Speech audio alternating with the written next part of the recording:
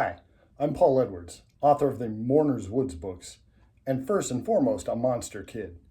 Today I'm reading Modern Monsters Magazine, issue number 4, from 1966. I thought some of you might enjoy flipping through this vintage monster magazine with me, just in case you don't own your own copy of Modern Monsters Magazine, issue number 4 from 1966. And together we can see what kinds of vintage monster goodness is in here. Modern Monsters Magazine, issue number 4, already looks like it's going to be pretty spooky. We've got the Invisible Man on the cover. The Invisible Man didn't get quite as many Monster Magazine covers as he deserved. I guess because he was invisible. We're also getting King Kong, the Green Hornet, and Spy Smasher. So we're getting properties that came from comic books in here too. So let's see what we got. Cover price, 50 cents, mind you. Forward, if you dare, into our 4th Fright Fest. Check out the contents. Got some good choices here. Well, let's see them all.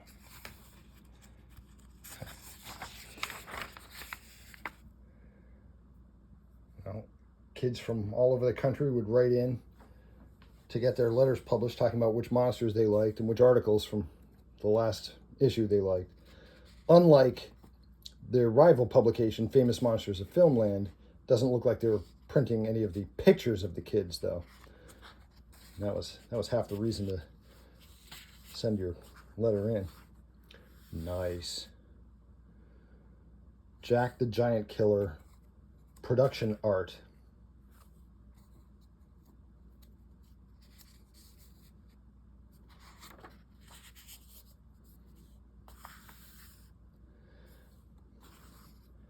So here's the crafting of a stop motion animation figure. I just love stop motion animation. I'm assuming you know what that is if you're watching a video like this. In case you don't, the way that they made a lot of fantasy imagery in movies in the old days was to have a model that they would take a still image of and then move it just the slightest bit, take another still image, move it just the slightest bit again, take another still image, and put those all in a series. And it looked, if they did it well, it looked like the creature was making natural movements. Willis O'Brien and later Ray Harryhausen were the masters of stop motion animation. Here's one of the stop motion creatures on the warpath. I love it. This might be a generational thing, but when it's done well, I think that stop motion animation is every bit as convincing as CGI.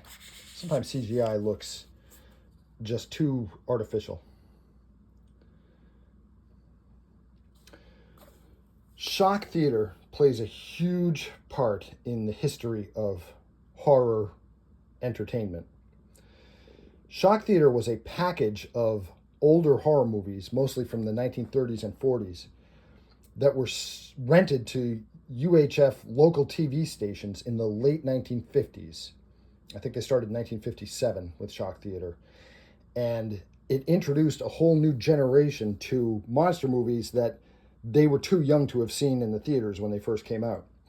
Like the classic Frankenstein, Dracula, Invisible Man movies, and other period horror movies like this one here. This is from 1932. This is Murders in the Rue Morgue with Bela Lugosi in a terrible wig. So Shock Theater is the grandfather of all of those syndicated TV old movie programs that you may be familiar with. Like in my TV market in Boston, we had Creature Double Feature, and every Saturday afternoon they would show 2 monster movies back to back.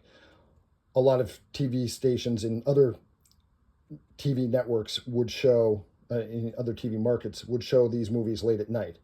You know, the late night monster movie or something like that. Well, those all descended from Shock Theater. That was the original package.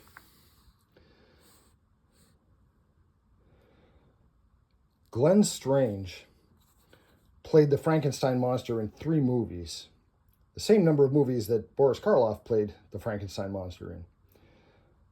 I'm not saying that he was comparable as an actor. Glenn Strange was playing the Frankenstein monster at a time when the monster was mostly just a lumbering brute without the gravitas or, sympathy factor that the Boris Karloff Frankenstein monster had. But the look of the Glenn Strange Frankenstein monster was used a lot in popular culture, in things like toys, picture books, puzzles, all kinds of merchandise involving the Frankenstein monster. So the look of Glenn Strange's Frankenstein monster is almost more familiar now, I think, than the Boris Karloff look. I'm not saying it's better. I'm just saying it's more familiar. We were more inundated with it. In fact, here's Boris Karloff himself looking at Glenn Strange as the Frankenstein monster, his old role in House of Frankenstein. Oh, Glenn Strange also played Petro, who was scientifically turned into a werewolf in The Mad Monster, one of my favorite George Zucco movies.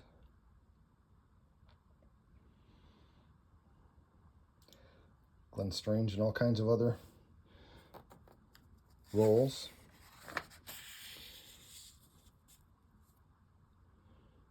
This is from House of Dracula, when Dr. Edelman has sort of a Jekyll and Hyde problem going on, and his evil side is fantasizing about reviving the Frankenstein monster.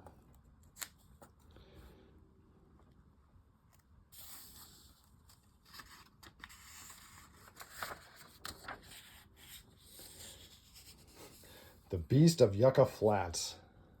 Gosh. Tor Johnson, wrestler who starred in a string of horror movies.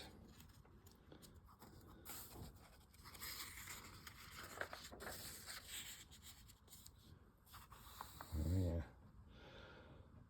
So the stop motion animation wasn't always just horror films like The Beast from 20,000 Fathoms.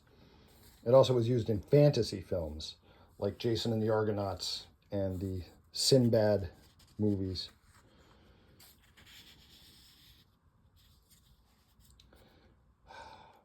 Then you get Reptilicus. What a letdown. What a letdown from one page to the other.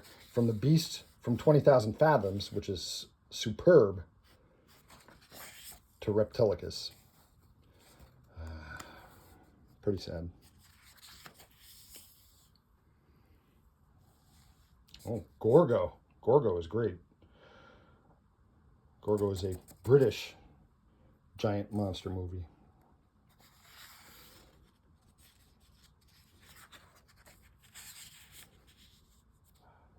From the original 1933 Invisible Man. A while back, I was thinking to myself, I was thinking about the Scream movies, and I was thinking, isn't it clever that in each installment in the franchise, Ghostface is a different person or persons? And then I realized the Invisible Man did the same thing back in the 30s and 40s. Every Invisible Man movie, the Invisible Man was a different guy. Everything old is new again. Of the sequels, this is probably the darkest, The Invisible Man's Revenge. In some of them, they went for comedy, but in Invisible Man's Revenge, it was pretty bleak. They added a vampiric quality where the Invisible Man needed blood to keep going.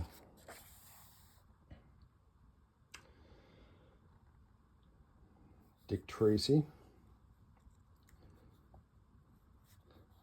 Abbott and Costello meet the Invisible Man.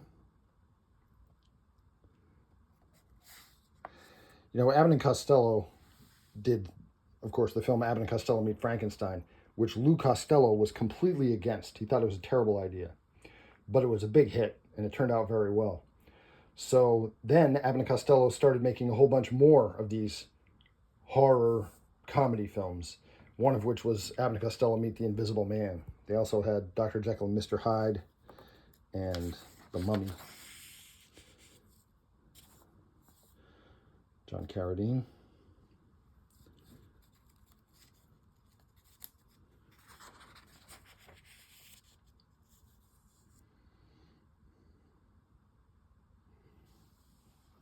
All right, King Kong. If you've seen some of my other videos, you might notice that I have this poster in my home office. That's a great portrayal of Kong.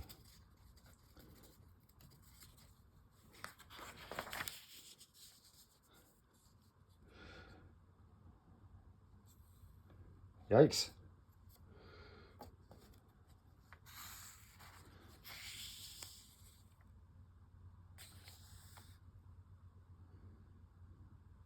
When I was a kid, half of the appeal of King Kong to me was not just Kong himself, although of course he was great, but the fact that there was this island filled with dinosaurs and other lost creatures.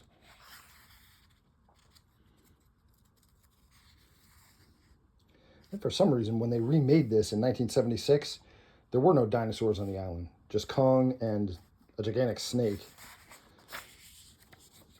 But in the 30s version, Kong's Island was teeming with dinosaurs and monsters. One of my favorite fantasy sequences in all of film was Kong fighting the Tyrannosaurus Rex.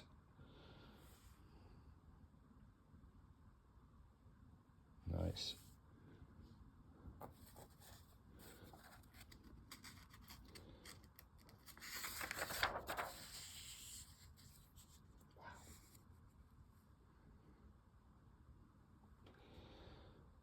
This is production art for a scene that ultimately got cut from King Kong.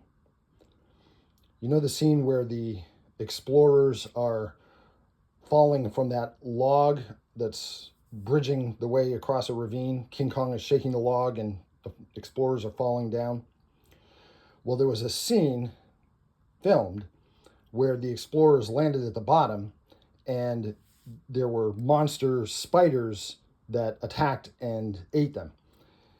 This scene was considered too gruesome and it was cut from the movie, and we do not have any surviving copies of that. It died on the RKO Studios editing room floor. But when Peter Jackson remade King Kong in the 2000s, he recreated the scene using modern special effects. So it's back in if you watch the Peter Jackson version. Wow.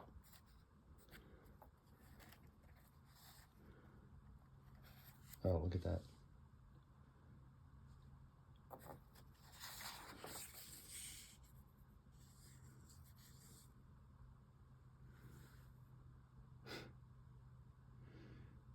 Yikes.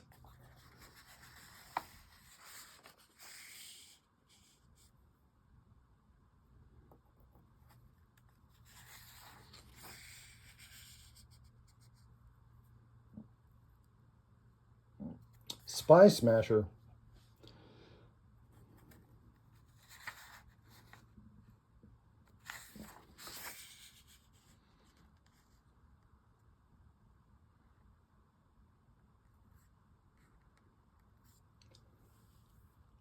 I'm not too sure how Spy Smasher counts as a modern monster. It's fine.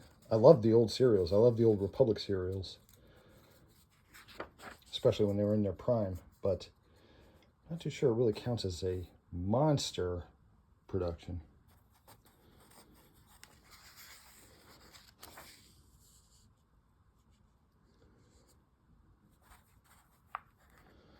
But a lot of these magazines played fast and loose with the definitions.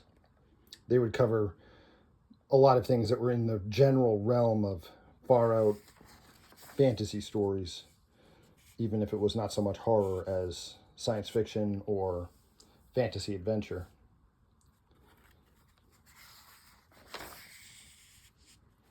Like the Green Hornet.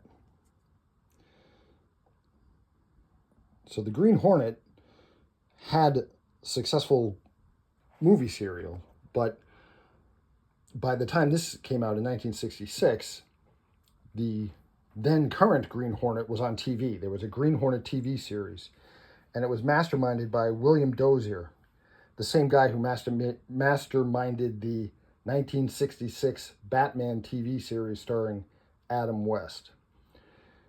The difference is the Green Hornet TV series didn't have the comedy element that the Batman 1966 TV series had. They played it straight. And the Green Hornet was not known to the general public to be a good guy. He had a persona going where he was a criminal, and this let him infiltrate the criminal underworld. So unlike Batman, who was beloved by Gotham City in the 60s Batman, the Green Hornet was not beloved by the public. It was a pretty good show. It only did last for the one season, though. But that's okay. He lives on in the comics. A lot of things live on in the comics long after they've left the screen. Green Hornet's sidekick was played by the great Bruce Lee.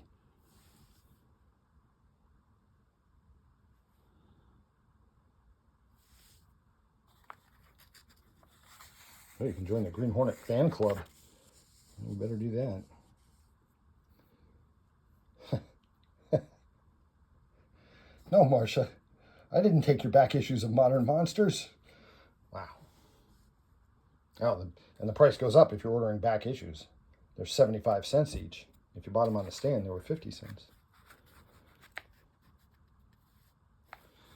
All right, we're getting to the wild ads. Every monster magazine had them.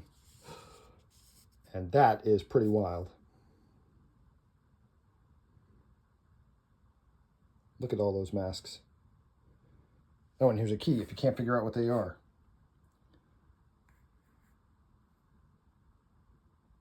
Monster fish?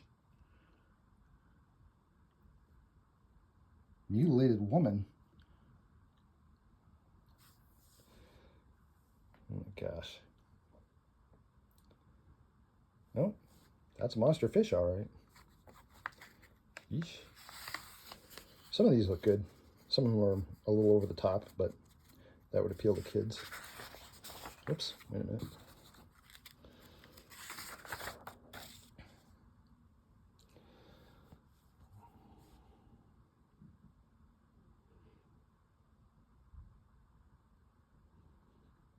Now this says Monster Calendar, but it doesn't say for what year. In another magazine, I noticed that they were selling a calendar for the current calendar year, which is ridiculous. You want to sell a calendar for the next calendar year. But so here I'm not even seeing where, if it says, is this a 1966 calendar, the current year, or is it a 67? I don't know. You got to buy it to find out. Just in case your monster mask wasn't enough, you can get your monster gloves and socks so that you look completely monstered out.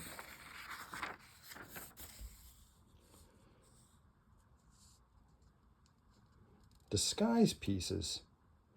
I don't think you're going to be able to fool your teacher on exam day with any of these. Then again, you might.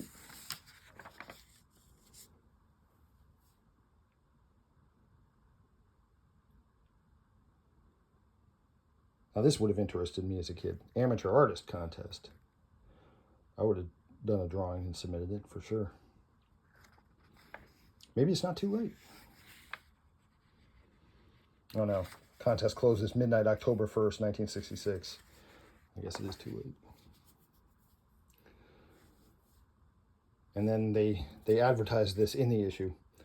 But here is where you can send in for your Green Hornet fan club membership. And you can help fight crime all over the world. Because Green Hornet can't do it alone. He needs help. Big help. Your help. Wow.